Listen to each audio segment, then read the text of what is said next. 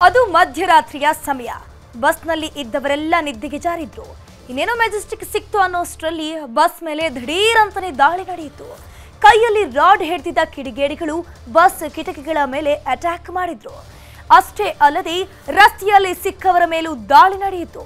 ಹಾಗಾದ್ರೆ ಅಲ್ಲಿ ಏನಾಯ್ತು? ಈ ಸ್ಟೋರಿಯನ್ನು ನೋಡಿ.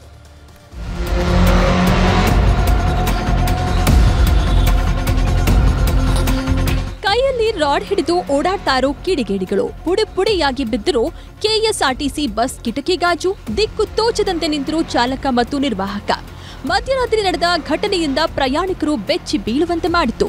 ಸುಖ ಸುಮ್ಮನೆ ಕಿಡಿಗೇಡಿಗಳು ರಾಡ್ ಬೀಸಿ ಎಸ್ಕೇಪ್ ಆಗಿದ್ರು.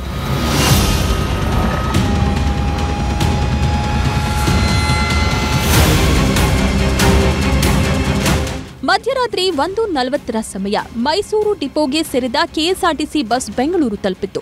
ಬಸ್ನಲ್ಲಿ ಸುಮಾರು 38 ಜನ ಪ್ರಯಾಣಿಕರಿದ್ರು.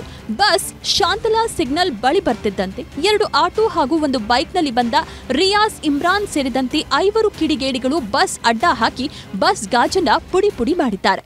ಬಸ್ ಬಂದು ಜನಕ್ಕೆ ಇನ್ನೇನು ಅವ್ರು ಜನ ಇಳಿಬೇಕಿತ್ತು. ಅಲ್ಲಿಂದ ಎಲ್ಲ ನಿದ್ದೆ ಮಾಡ್ಕೊಂಡ್ ಬರ್ತಾ ಇದ್ರು. ನಾನು ಜನ ಇಳಿಸೋ ಟೈಮ್ ಜನ ಎಬ್ಬಿಸ್ತಾ ಇದ್ದೆ. ಆ ಒಳಗೆ ಬಸ್ ಬರೋ ಟೈಮಲ್ಲಿ ಬೇಕಾಗಿ ಬಂದು ಅಟ್ಯಾಕ್ ಮಾಡಿದ್ರು. ನಾವ್ ಇಲ್ಲಿ ಜನಕ್ಕೆ ತೊಂದರೆ ಆಗುತ್ತೋ ಅವರು 5 ಜನ ಬಂದಿದ್ರು ಸರ್. 2 ಆಟೋ, ಒಂದು ಬೈಕಲ್ಲಿ ಬಂದಿದ್ರು ಸರ್. ಒಂದು ರಾಡು, ಒಬ್ಬ ರಾಡ್ ಇಟ್ಕೊಂಡಿದ್ದ, ಒಬ್ಬ ಮರದ ದೊಣ್ಣೆ ಇಟ್ಕೊಂಡಿದ್ದ. ಬಂದಂತ ಕೆಟ್ಟದಾಗ ಮಾತಾಡ್ತಾ ಇದ್ರು. ಮದ್ಯ ಹಾಗೂ ಗಾಂಜಾ ಮತ್ತಲ್ಲಿದ್ದ ಕ್ರಿಮಿಗಳು ಅವಾಚ್ಯ ಪದಗಳಿಂದ ನಿಂದಿಸಿ ಬಸ್ಸಿನ 2 ಸೈಡ್ ಕಿಟಕಿ ಗಾಜು ಸೇರಿ ಹಿಂಬದಿ ಗಾಜನ್ನ ಹೊಡೆದು ಹಾಕಿದ್ರು. ಬಳಿಕ ಕಾರುಗಳ ಮೇಲೆ ಮನಸ್ಸೋ ಇಚ್ಛೆ ದಾಳಿ ಮಾಡಿದ್ರು.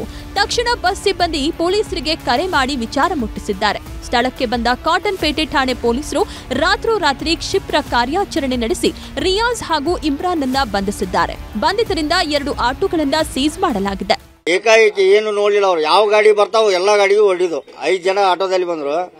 2 ಆಟೋ, ಒಂದು ಬೈಕ್. ಗ್ಲಾಸಿಗೆ ದೊಣ್ಣೆ ತಗೊಂಡು ಹೊಡಿದು.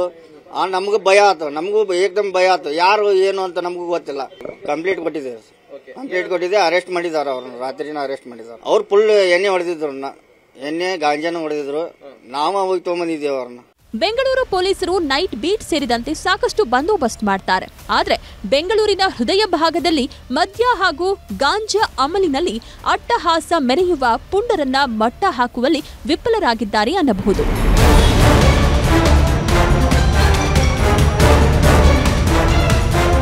Manjunath N, crime bureau, news 18 Bengaluru.